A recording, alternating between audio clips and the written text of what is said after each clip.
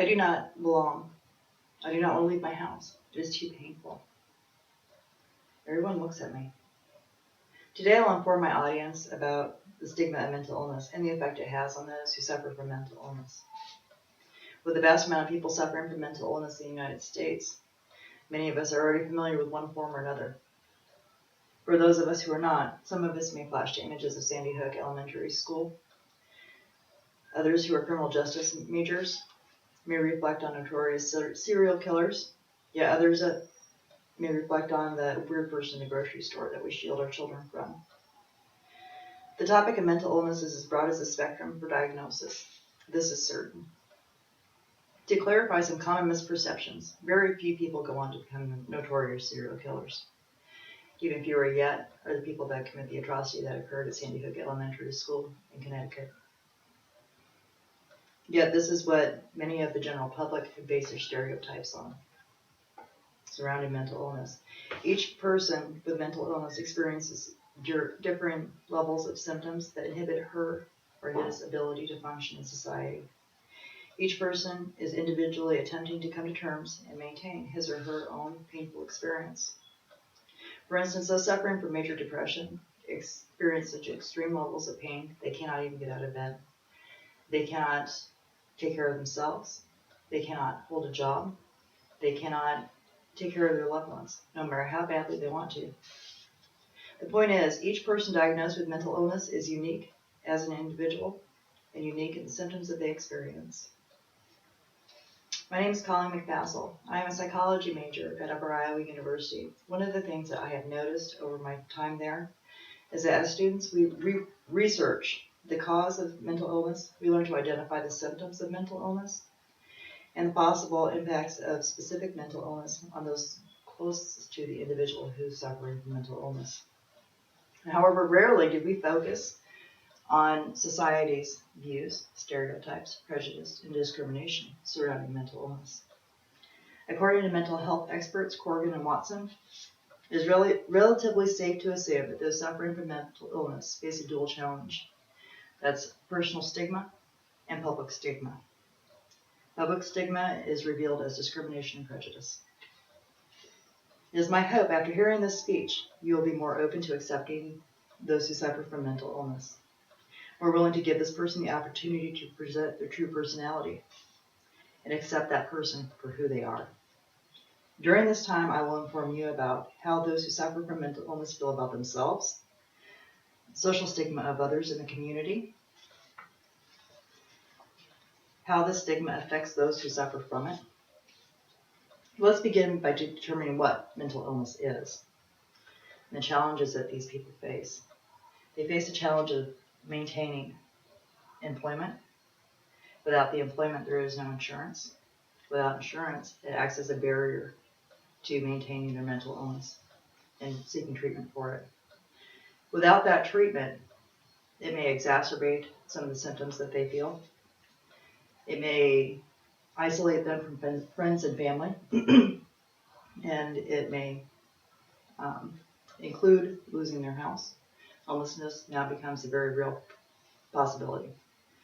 For others, experiencing even more serious symptoms of mental illness, jail or prison may be in their future. Now that you know a little bit about what mental illness is and how it affects an individual, let's now move on to how the community stigma affects that person. According to the National Institute of Mental Health, mental disorders are common in the United States, affecting tens of millions of people each year. The impact of mental stigma is twofold, in that the public stigma is the reaction of the people in the community has towards people with mental illness. Self-stigma is a prejudice that individual with mental illness turns towards themselves. According to experts Corrigan and Watson, both public and self-stigma may be best understood in terms of three components: stereotypes, prejudice, and discrimination. Employers may choose to hire somebody else that does not have known mental illness. Again, there is another feeling of depression or worthlessness for that individual. If they're looking to seek housing, they may be looked over and another person may be accepted to that housing that does not have a mental illness. People suffering from mental illness also are predisposed to heart diseases due to the increased activity, anxiety, stress in the body.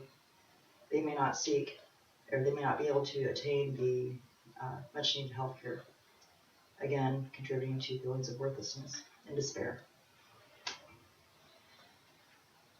Given the stereotypes that people have towards those with mental illness and the discrimination and prejudice people exhibit towards these people with mental illness, it would seem likely that these feelings in the community would reflect negatively on the person with mental illness.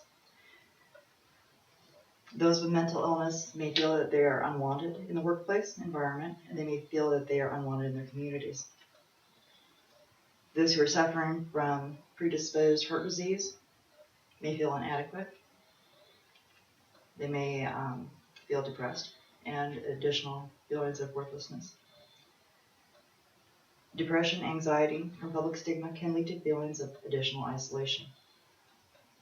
In summary, those who suffer from mental illness already feel badly enough without public scrutiny. They don't need to know how we feel, how we judge them. Are they capable or not capable? Should they belong or not belong? Mental illness affects tens of thousands of people in any given year. The need for awareness of how public stigma affects those with mental illness is clear. We need to accept these people for who they are and the challenges that they face. They're doing the best they can in the moment that they can. It is my hope that by sharing this information with you, that the next time you encounter somebody with a mental disorder that you think of as differently before you view them as a unique person they are. As a psychology major, it is important to reveal the public stigma as we think about those who are different from us in our personal ideals. While some may act differently or think differently, it does not lessen their individual value. So remember, many people are affected. Any one affected person can be a friend, a family member, a trusted coworker. They just may be too afraid to tell you because of how you may react to them. It is okay to have some fear, but as Epictetus once stated, men are not afraid of things, but how they view them. Thank you.